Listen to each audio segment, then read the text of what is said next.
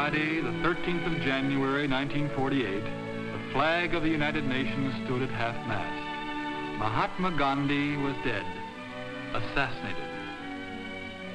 And for the first time in its history, the United Nations Assembly set aside a day's session to honor a man.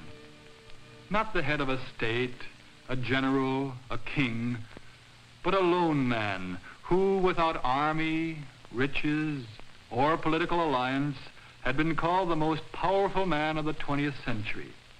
Who was this man that all the world should mourn over him? 5 feet 5 inches tall, wearing a hand-spun cotton loincloth like the poorest of India's untouchables. What then was the power of this man? Mohandas Karamchand Gandhi was born in Porbandar in western India on October 2nd, 1869.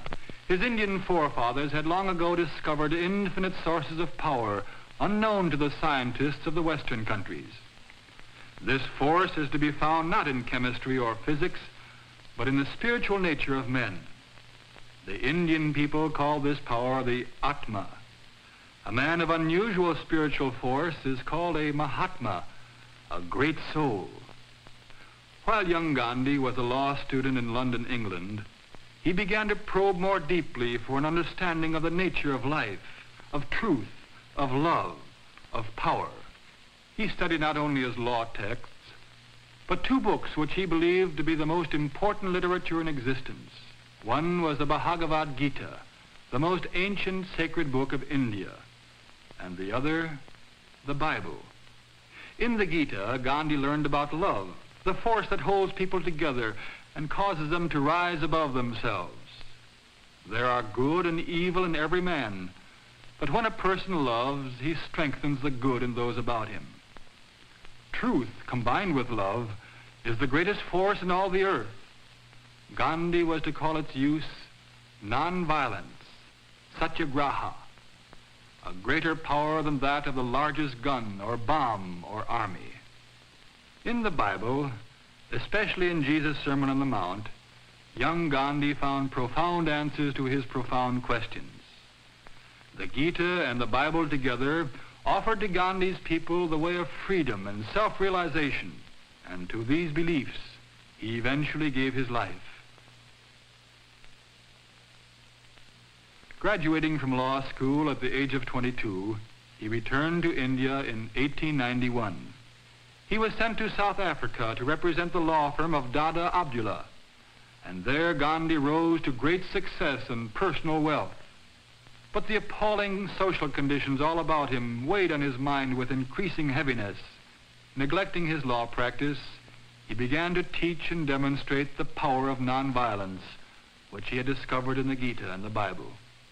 In 1915, this amazing man, now 46, returned to his India.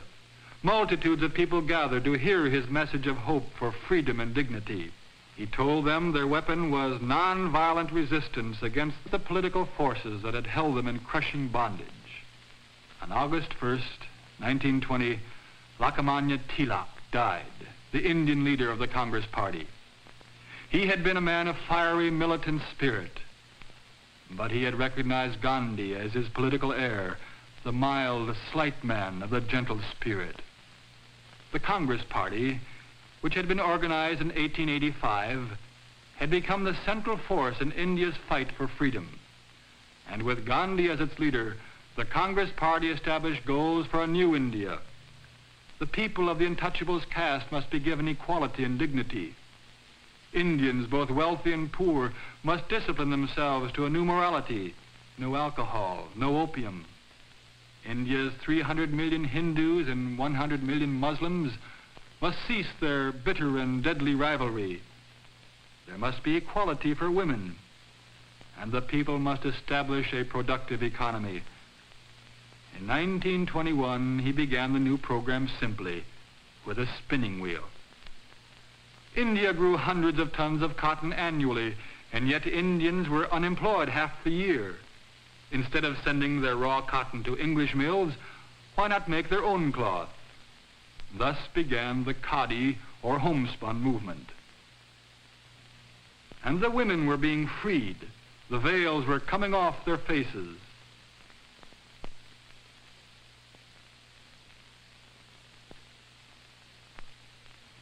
At the Madras Congress, there were clear signs of India's new self-discipline and self-confidence. Gandhi came, his hands pressed together in the Hindu greeting which means, "My love and reverence to the God in you." When the 1928 Calcutta Congress convened, India was boycotting British goods and refusing to take jobs with the English government, but under no provocation did an Indian harm an Englishman. In 1930, Gandhi told the people about a letter of protest he had written to the British Viceroy, Lord Irwin. In the letter, he had voiced the Indians' bitter complaint about the type of British rule which reduced them to political serfdom. Great Britain has even taken from the Indian the right to make his own salt from his own sea, and yet Britain levies a tax on that salt when the Indian then has to buy it. Let there be a conference to discuss these many wrongs, he pleaded. Otherwise, he must try to point out to the British the evil that they did. He and some of his friends would do this by a non-violent march to the sea at Dundee, where Gandhi himself would break the salt laws. The Viceroy answered through a secretary. No conference. On March 12th of 1930, at 6:30 a.m., a slight man, 61 years old, clothed in a homespun loincloth, moved against the British Empire. With 79 disciples, he started a 200-mile walk to the sea. Others began to join him. The Viceroy and other statesmen watched with curiosity. Still greater crowds joined him. From all over India they came. Journalists from other countries were flown in to report on this march, this protest, this feeble and farcical protest, this far-reaching and fearsome protest. Each day he stopped for an hour to spin. He spoke to the crowd saying, "If any violence is shown against the British, then no matter what ends are gained, the march will have failed." On April 5th, they reached the sea. Then Gandhi marched into the sea, and from it he took a pan of water to be refined into salt. All along the shores of the sea, thousands moved in, each with a container to take out the water, distilling it, gathering the salt in great mounds. Soldiers came and confiscated the salt, but even yet more was distilled. Gandhi was arrested. People across the world, even the American and French governments, spoke out, questioning the British action. In India, millions of people demonstrated their impassioned protests. Soldiers and police sought to quell the multitudes with riot clubs. Still, no hand was raised against the British.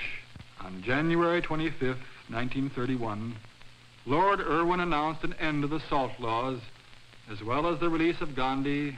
The Karachi Congress appointed him to represent them at the Round Table Conference in London. He sailed from Bombay on August 29th, an infectiously happy man. In England, he attended the Round Table Conference of 112 delegates, most of them appointed by the Viceroy. As the meeting progressed, Gandhi realized that only division was being cultivated.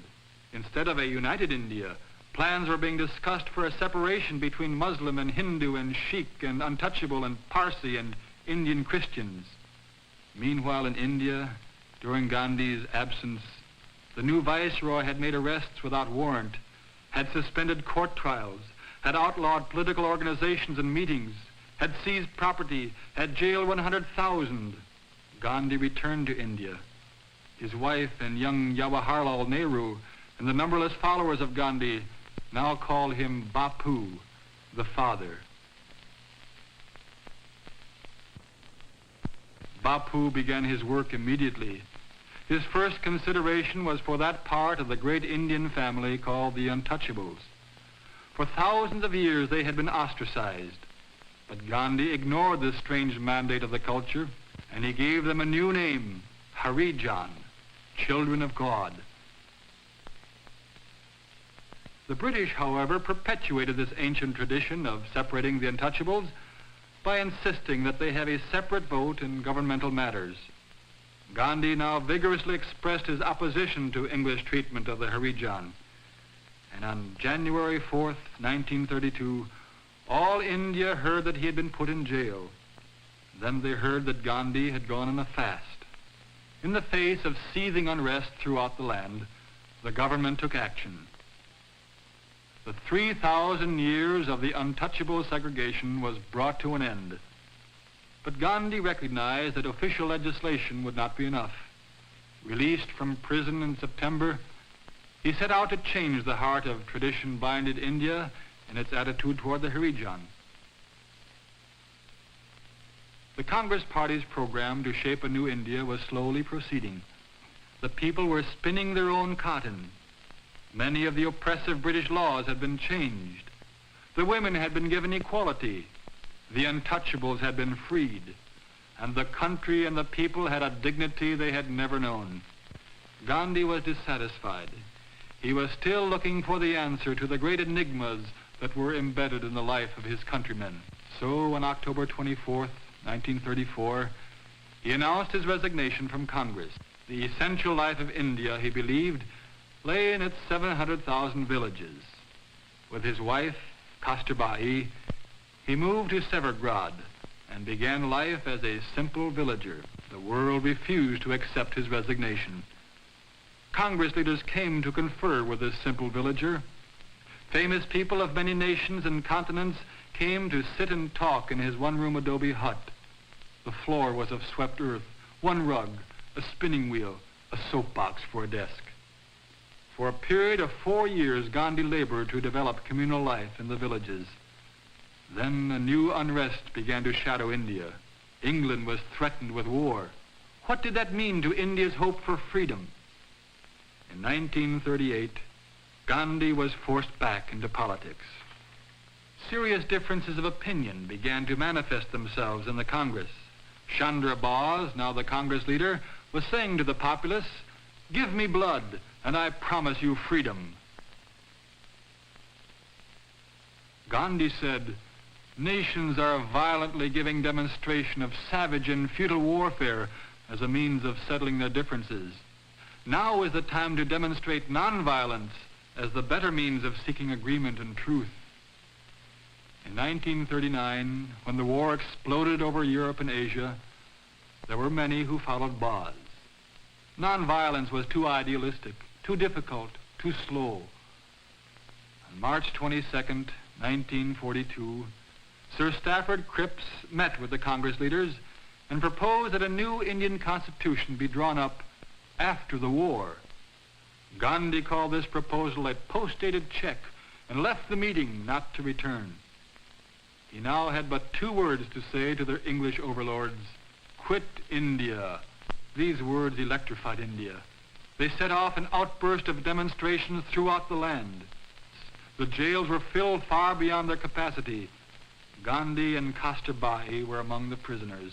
And while imprisoned, Gandhi's beloved Kasturbai died, her head in her husband's lap. For 62 years they had been married.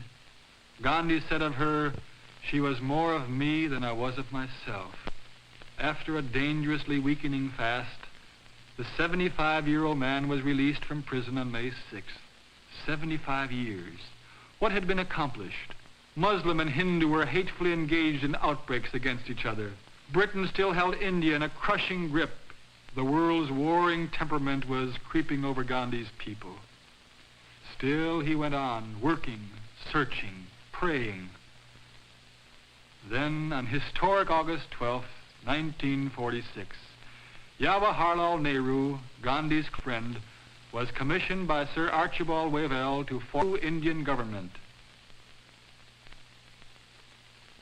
While the new premier reviewed the troops at the frontier, Gandhi quietly and patiently traveled among the Muslims and Hindus who were at civil war with each other. But he went to Noakhali, a district 80% Muslim, on a pilgrimage of personal penance because Gandhi believed he shared the guilt for this internal strife. He walked from village to village, living with them, learning from them, trying to teach them to love despite their deep-rooted enmity. His followers, too, went to work in the villages. Hindus, Muslims, Harijans, Christians. And at his meetings for prayer, the Bible, the Quran, the Talmud, the Gita, all were read with reverence. The riots quieted. And on August 15th, 1947, the flag of independence flew over emancipated India. Free India, proud India, jubilant India. Pakistan was declared a separate Muslim state, according to the demands of Jinnah and the Muslim League. While the people celebrated, the British withdrew their military forces. Although there were problems still to be worked out, this was the consummation of Gandhi's dream. India stood before all nations as a symbol that nonviolence can be an invincible force. It can bring about the peaceful solution of international differences. And so independence came to India. And at the center of all, Gandhi, father, Bapu.